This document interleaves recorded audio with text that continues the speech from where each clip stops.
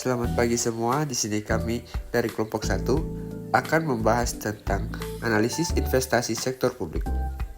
Sebelum kita masuk ke materinya, saya akan memperkenalkan anggota kelompok kami. Yang pertama ada Kelvin Tuisan, kedua Hendel Mangero, ketiga saya sendiri Imade Wardana, keempat ada Rapa Jersi Akerina. Program investasi publik.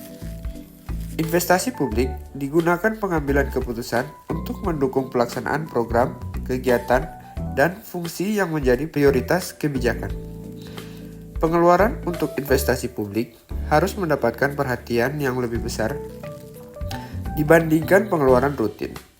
Karena pengeluaran investasi atau modal memiliki efek jangka panjang, sedangkan pengeluaran rutin yang lebih berdampak kepada investasi jangka pendek.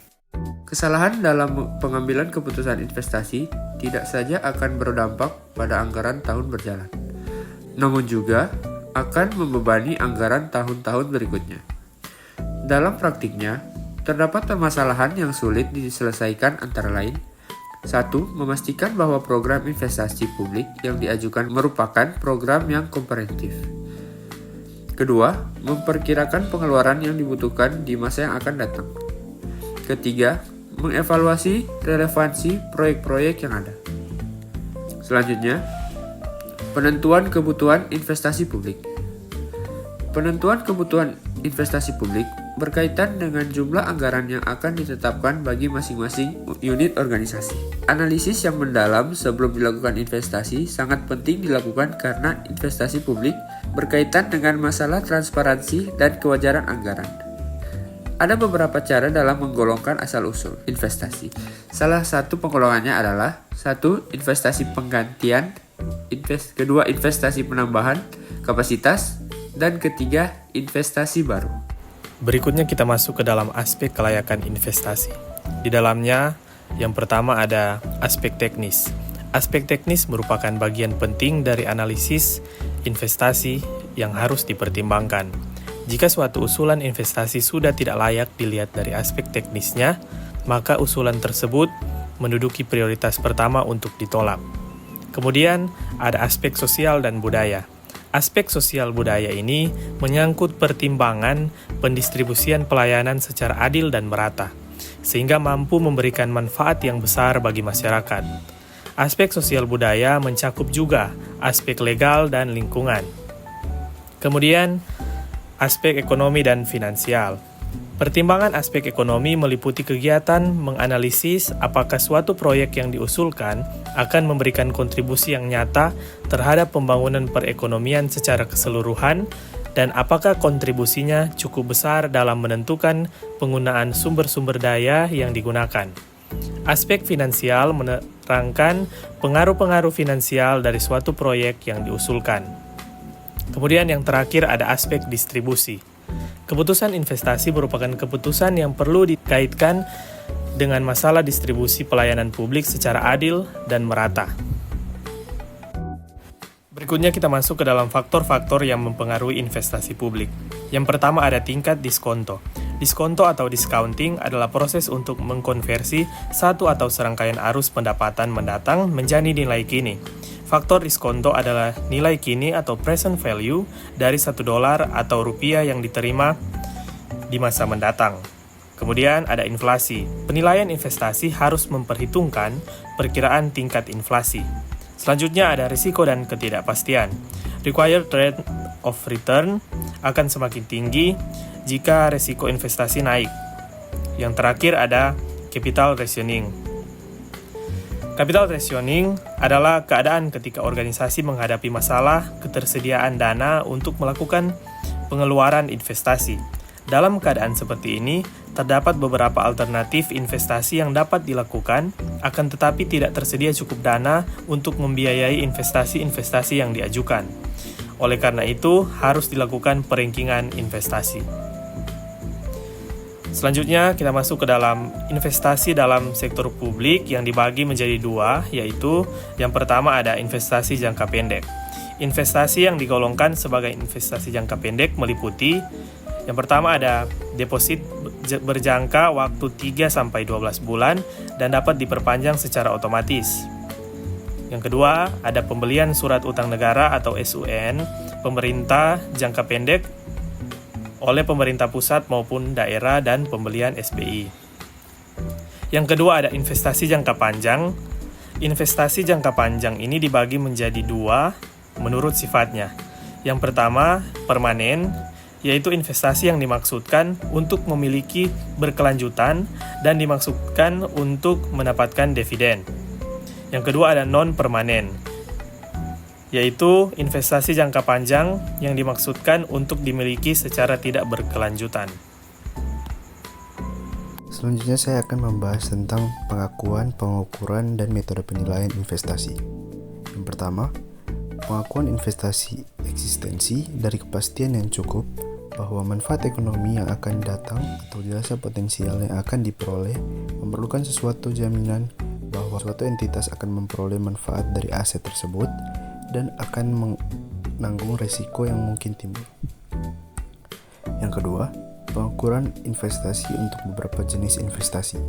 Yang pertama ada investasi aktif yang dapat membentuk nilai pasar. Yang kedua, investasi yang memiliki pasar yang aktif. Yang ketiga, metode penilaian investasi. Yang keempat, metode biaya. Yang kelima, metode ekuitas. Dan yang keenam, metode nilai bersih. Berikutnya ada pelepasan dan pemindahan investasi.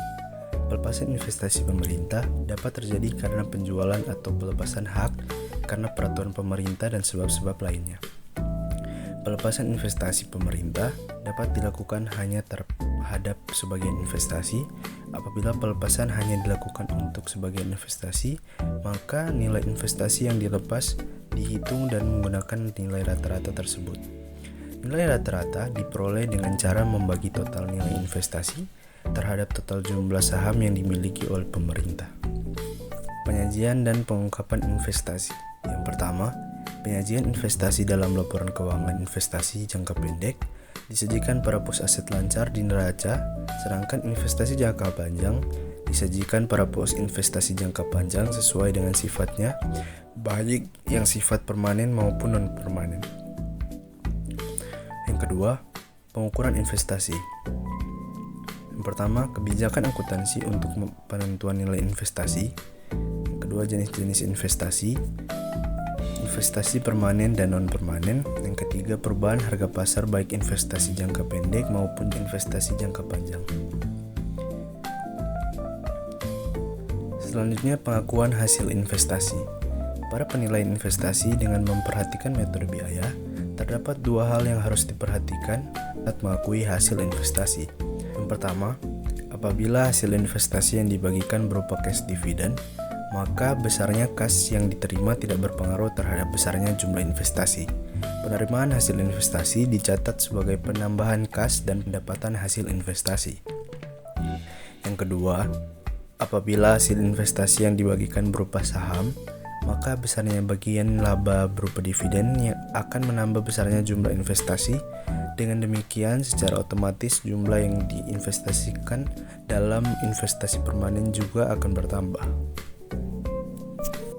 Oke, yang berikut kita akan membahas mengenai teknik dasar penilaian investasi publik. Nah, terdapat 4 langkah utama untuk mengevaluasi suatu proyek investasi, yaitu yang pertama, identifikasi kebutuhan investasi. Yang kedua, menentukan semua manfaat dan biaya dari proyek yang akan dilaksanakan atau cost and benefit relationship. Terus yang ketiga, menghitung manfaat dan biaya dalam rupiah. Dan yang keempat atau yang terakhir, memilih proyek yang memiliki manfaat terbesar dan efektivitas biaya yang tinggi. Nah, terdapat beberapa teknik untuk melakukan penilaian investasi. Teknik untuk mengevaluasi investasi dibedakan menjadi 2 metode, yaitu yang pertama metode penilaian investasi tradisional, dan yang kedua metode aliran kas yang didiskontokan atau discounted cash flow atau DCF. Yang berikutnya analisis investasi. Nah, terdapat 2 analisis investasi, yaitu pertama analisis biaya manfaat atau cost benefit analysis. Nah, analisis biaya manfaat dikembangkan sebagai alat untuk membangun kriteria-kriteria terhadap penilaian investasi sektor publik, termasuk di sini manfaat sosial bersih yang diperoleh dari investasi. Yang kedua, analisis efektivitas biaya. Analisis efektivitas biaya dilakukan karena terdapat kesulitan dalam menghitung biaya dan manfaat sosial secara kuantitatif. Analisis cost effectiveness meliputi penilaian terhadap biaya dan manfaat yang dapat dikuantifikasi baik di masa sekarang maupun di masa yang akan datang atas suatu proyek dengan pengaruh atau dampak yang tidak dapat dikuantifikasikan, namun tidak dinilai. Dengan kata lain, analisa cost effectiveness memusatkan pada pengukuran suatu yang dapat diukur. Nah, kesimpulannya, dengan demikian yang dimaksud dengan investasi adalah aset yang dimaksudkan untuk memperoleh manfaat ekonomi seperti bunga, dividen dan royalti, atau manfaat sosial sehingga dapat meningkatkan kemampuan pemerintah dalam rangka pelayanan kepada masyarakat. Jadi, investasi sektor publik adalah aset yang diberikan oleh pemerintah kepada publik, baik manfaatnya dapat dinikmati secara langsung atau tidak oleh pemerintah itu sendiri yang dapat menyentuh seluruh golongan masyarakat itu. Demikianlah pembahasan materi kami. Terima kasih.